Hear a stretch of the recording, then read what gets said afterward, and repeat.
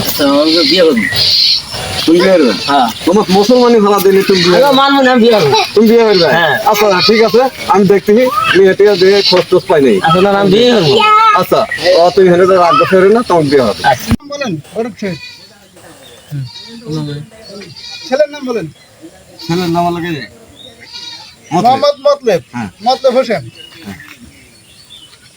মতলেব হোসেন। পিতার নাম মৃত চান্দুল্লাহ। চান্দুল্লাহ সরকার। আর মিয়ার বাপের নাম হলো ডাবডা।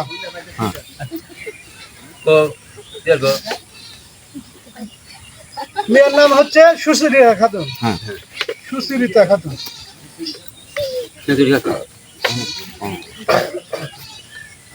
আচ্ছা এখন বিয়েটা আমি আপনাদের শোনাই।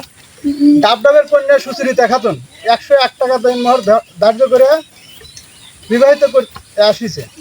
তুমি কবুল বলো। কবুল। কবুল।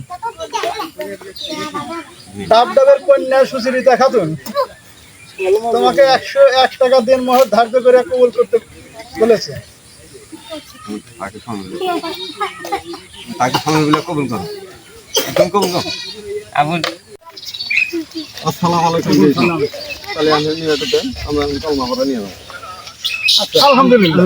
তুমি ছাড়লে না, আল্লাহ নিয়ে দিলাম। নিয়ে যাও। নিয়ে যাও তোমরা। নিয়ে বসে নিতে। আমি গঠন শুরু হয়েছে।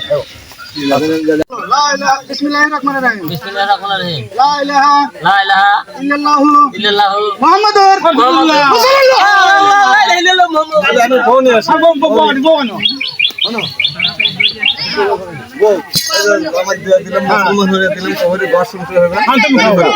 যাও করো। হ্যাঁ যাও। সংসারে খাবে।